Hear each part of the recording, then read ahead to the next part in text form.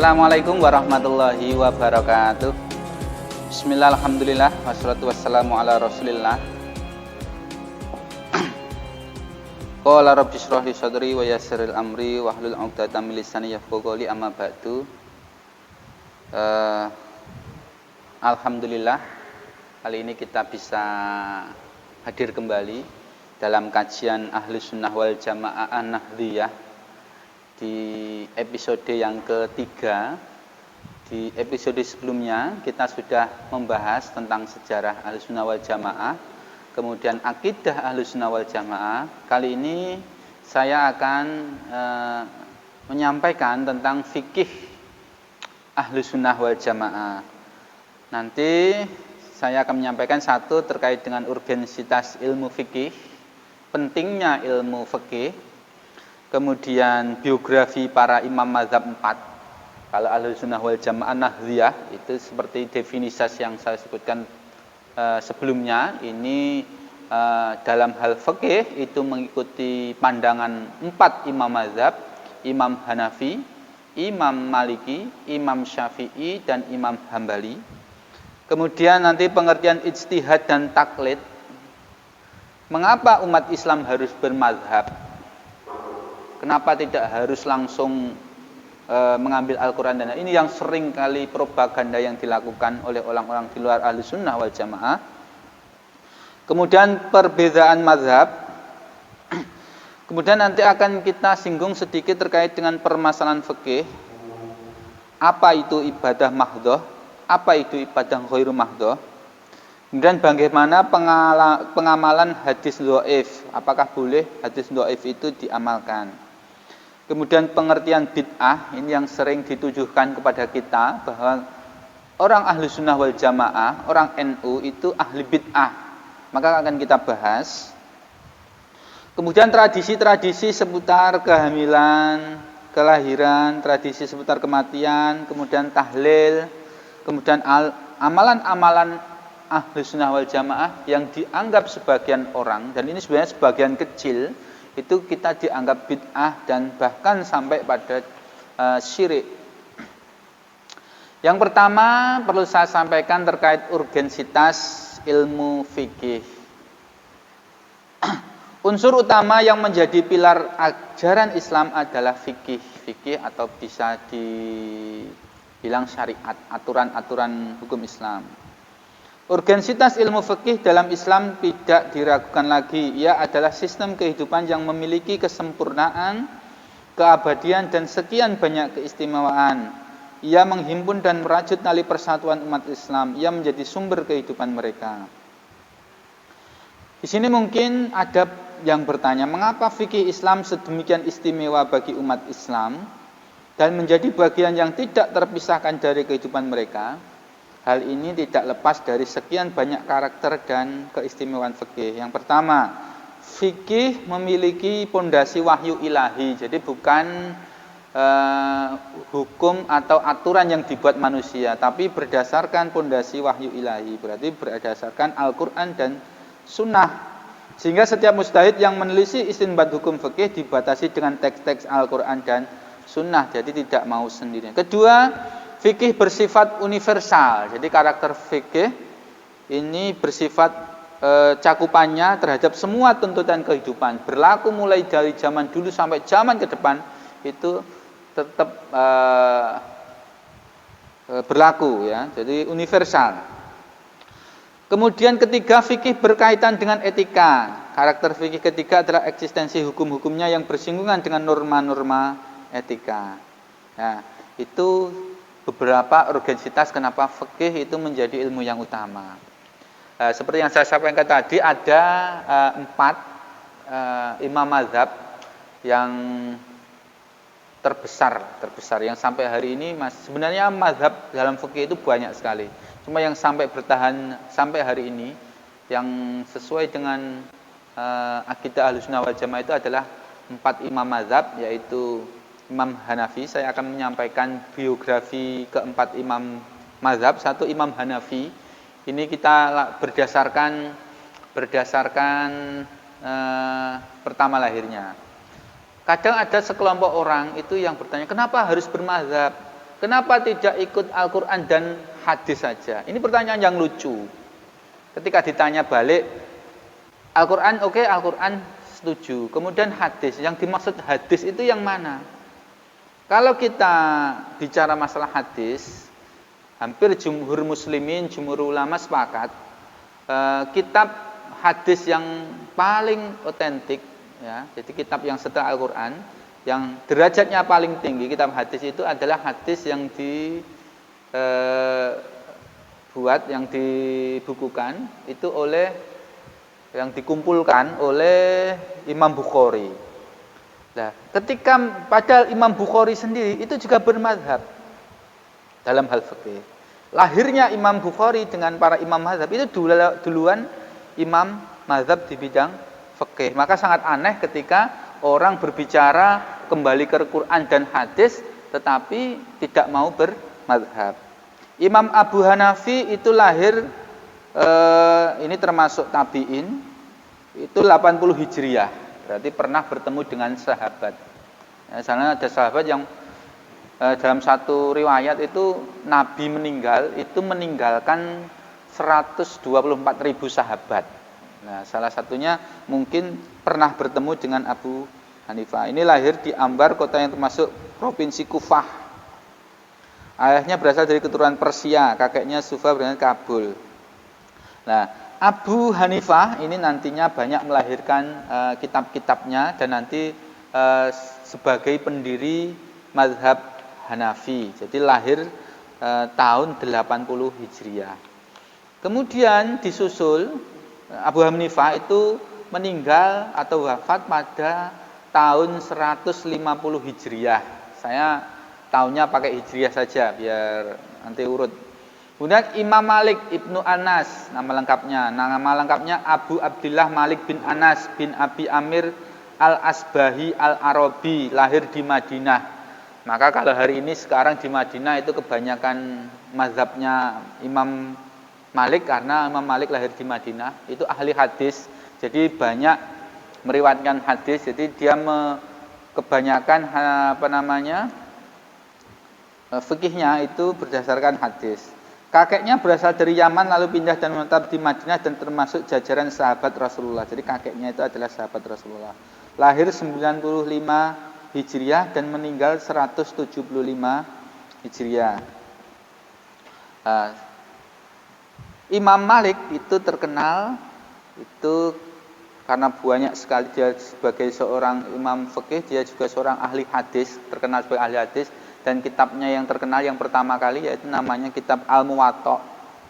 Ini sebenarnya sebagai kodifikasi hadis sahih pertama. Jadi sebenarnya sebelum Imam Bukhari itu yang mengkodifikasi hadis itu Imam Malik.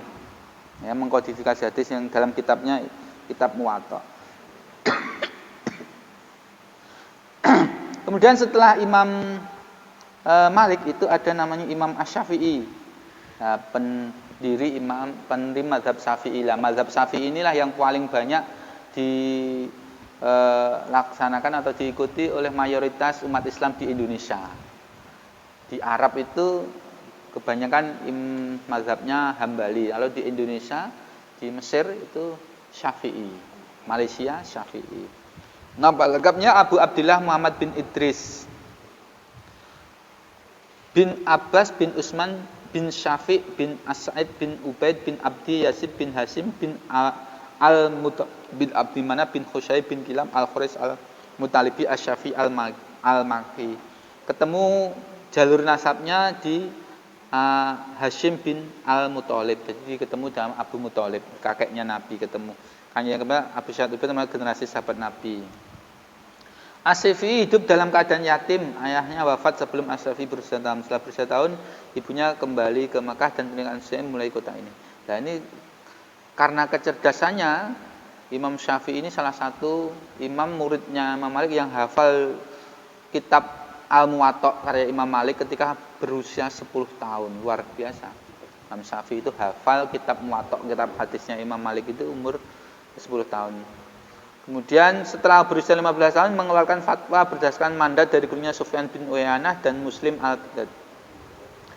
Nah, ini Imam Syafi'i ini luar biasa sekali. hafal Quran, hafal hadis. Ini banyak diikuti oleh ulama-ulama atau kebanyakan masyarakat Indonesia. Kemudian Imam Ahmad bin Hambal, nama lengkapnya Abu Abdillah Ahmad bin Muhammad bin Hambal bin Hilal Asy-Syafi'i, pendiri mazhab Hambali. Nah, ini lahir tahun 164 Hijriah. Jadi lebih dulu Imam Syafi'i. Nah, Imam Ahmad bin Hambal itu keempat imamnya itu lahir itu ketika Bani Abbasiyah sedang berkuasa. Nah, di situ paham Mu'tazilah itu menguasai pemerintahan. Nah, bahkan sampai dulu Imam Ahmad bin Hambal karena ingin mempertahankan akidahnya terkait ke qadiman Al-Qur'an, dia sempat dipenjara oleh khalifah. Kemudian yang kedua tadi secara sekilas memang tidak bisa saya sampaikan sebenarnya, karena kalau untuk menyampaikan keseluruhannya baik itu profil dan juga biografi maupun ajarannya akan membutuhkan waktu yang lama. Kemudian ijtihad dan taklid. Pembicaraan tentang fikih Islam tidak akan sempurna tanpa membicarakan ijtihad dan taklid. Ijtihad dan taklid adalah dua unsur utama yang menjadi bagian dari dinamika sejarah fikih Islam. Fikih Islam dapat berkembang dengan pesat tidak lepas dari peran para ulama yang melakukan ijtihad. Para imam yang boleh melakukan ijtihad atau itu adalah orang yang sudah mencapai tingkat mujtahid. Nah, salah satunya contoh Imam Syafi'i. Kategorinya berat sekali, ya. Kalau orang sekarang, ustadz sekarang itu mengijtihad sendiri, ya, mujtahid mutlak itu sudah jarang karena syaratnya sudah sulit. Maka kalau kita orang awam cukup taklid kepada para imam. Banyak dasar hadis yang memperbolehkannya ada ijtihad dan juga taklid. Kemudian mengapa umat Islam bermadhab? Kenapa kita harus bermadhab? Sebagai keniscayaan dari fenomena ijtihad dan taklid yang menjadi realitas keagamaan kaum muslimin sepanjang masa adalah lahirnya tradisi bermadhab. Orang yang berijtihad, itu disebut mujtahid, itu punya kategori yang sangat sulit. Tidak semua orang bisa berijtihad, terutama ijtihad mujtahid mutlak. Hanya imam-imam mazhab yang bisa. Nah, karena keniscayaan itu, maka sudah sepantasnya orang awam itu bertaklid. Madhab terbentuk dari banyak persoalan yang menjadi perselisihan di kalangan ulama. Lalu hasil pendapat ulama itu disebarluaskan serta diamalkan oleh para pengikutnya. Ahlussunnah wal Jamaah dalam bidang fikih mengikuti salah satu dari madhab 4, yaitu madhab yang dibangun oleh Abu Hanifah, Malik bin Anas, Asy-Syafi'i dan Ahmad bin Hanbal. Inilah kenapa kita harus bertaklid, ya, bermadhab.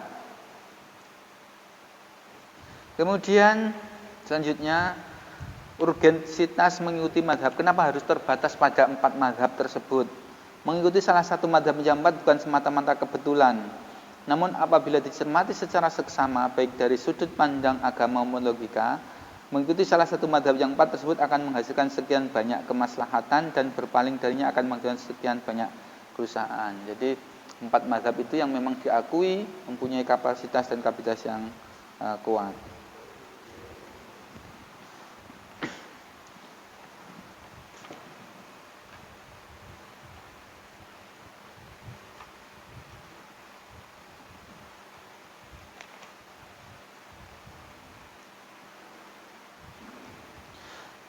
Ini tadi kenapa kita bermadhab. Kemudian saya akan menyampaikan sedikit terkait dengan persoalan-persoalan kekinian terkait fikih.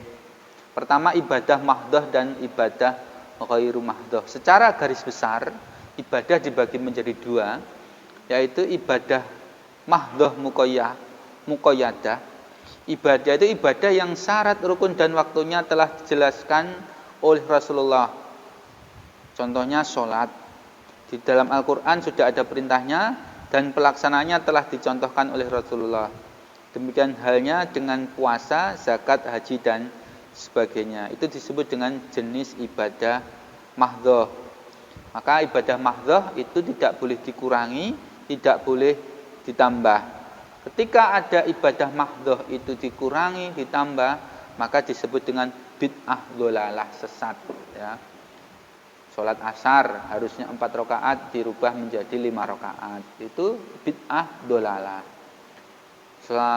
Zakat harusnya 2,5 kilogram misalnya, dirubah menjadi 2 kilogram. Bid'ah dhalalah. Kedua, ibadah ghairu mahdhah atau mutlaqah ghairu muqayyadah, yaitu ibadah yang memiliki dalil secara umum namun dalam pelaksanaannya tidak diatur secara baku. Contoh zikir perintahnya ada di Al-Qur'an. Sholawat, bahkan Allah dan malaikatnya sholawat, tapi tidak diatur bagaimana caranya sholawat, bagaimana caranya berzikir, bagaimana caranya berdoa, bagaimana caranya sedekah, bagaimana caranya belajar. Nah, ini tidak dikasih aturan yang jelas. Contoh belajar, kalau zaman Nabi tentu caranya tidak seperti hari ini. Hari ini dibuat sekolah, ada bangunannya, ada bangkunya, guru di depan, ada kalau gurunya itu nyiapkan RPP. Di zaman Nabi tidak ada. Nah, itu termasuk ibadah, tetapi disebut dengan ibadah ghairu mahdhah. Membaca sholawat, kalau di orang NU itu misalnya membaca diba, itu sebenarnya adalah ibadah ghairu mahdhah, tidak ditentukan caranya. Nah, maka kalau ada orang lain bilang itu bid'ah, ya salah. Itu ibadah ghairu mahdhah kok, tidak ada ketentuannya kok. Ya. Boleh sholawatan sambil duduk, kita baca sholawat boleh. Zikir diam-diam kita zikir sambil zikir setelah sholat boleh, karena tidak ditentukan caranya, tidak ditentukan waktunya, tidak ditentukan syarat dan rukunnya.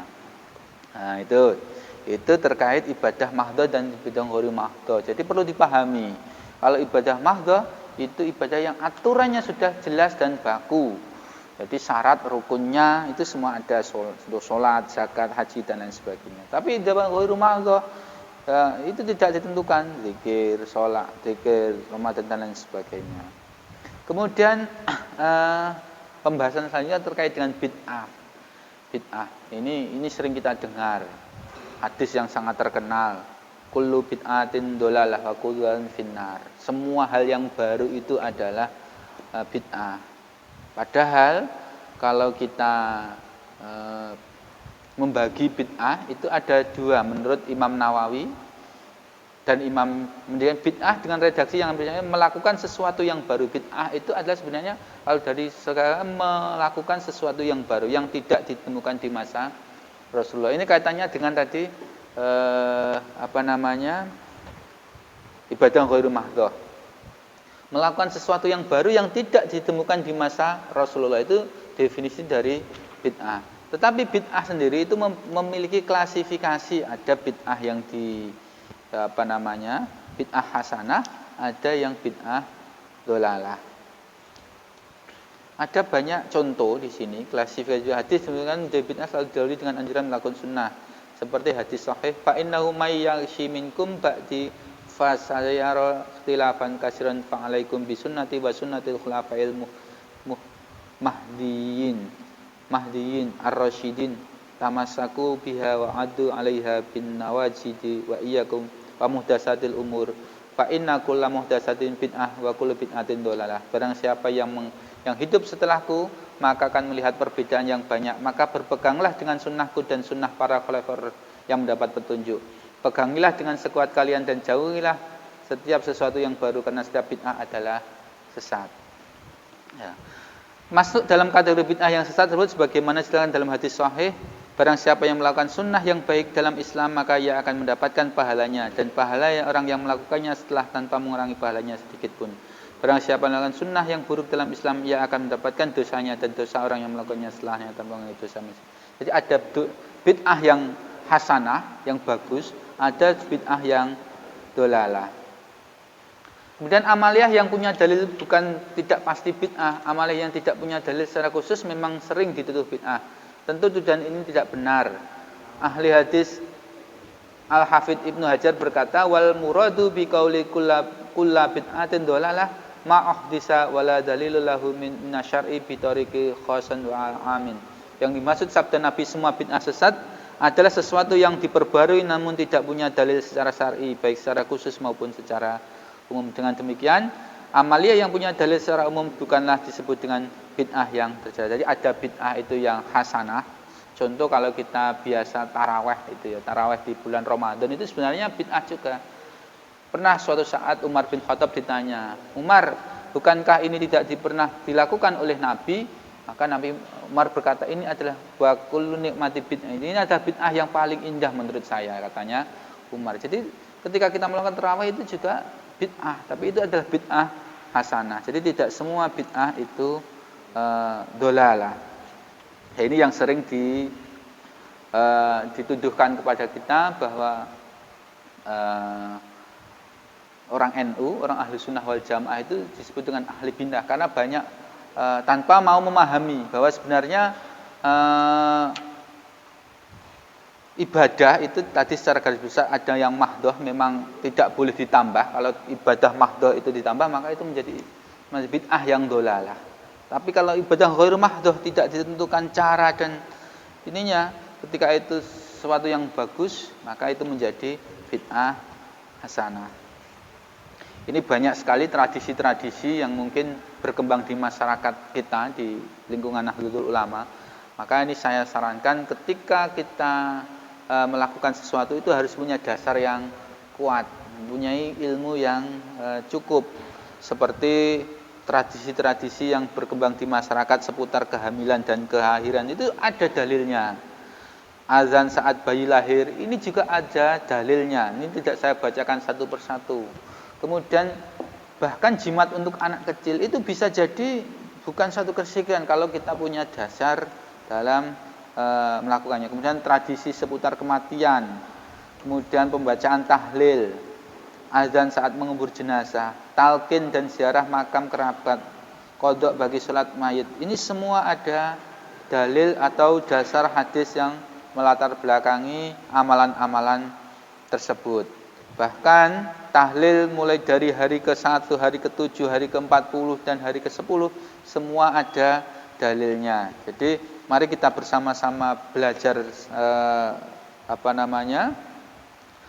belajar untuk mengamalkan itu semuanya itu dengan ilmunya, kemudian dengan ilmu kita juga dengan bisa beramal. Yasinan malam Jumat semua ada dalilnya. Doa dimulai dengan Fatihah misalnya. Orang NU, orang Ahlussunnah terbiasa mengawali doa atau itu dengan Fatihah. Selamatan, sholawatan, kemudian redaksi salat Nabi, zikir dengan suara yang keras, semua ada dasarnya.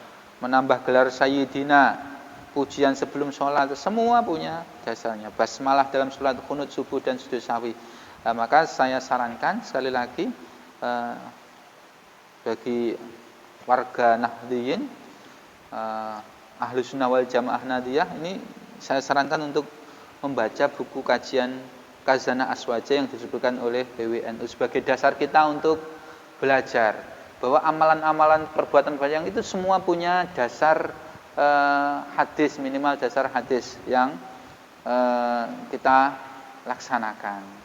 Ya, jadi saya kira itu kajian pada kali ini semoga memberikan kemanfaatan dan semoga kita semakin yakin terhadap akidah yang kita kembangkan dan bisa mengamalkan semua yang menjadi ajaran para ulama Ahlus Sunnah wal Jamaah. Kurang lebihnya dari saya mohon maaf. Saya akhiri wallahu muwaffiq ila aqwamit thoriq. Assalamualaikum warahmatullahi wabarakatuh.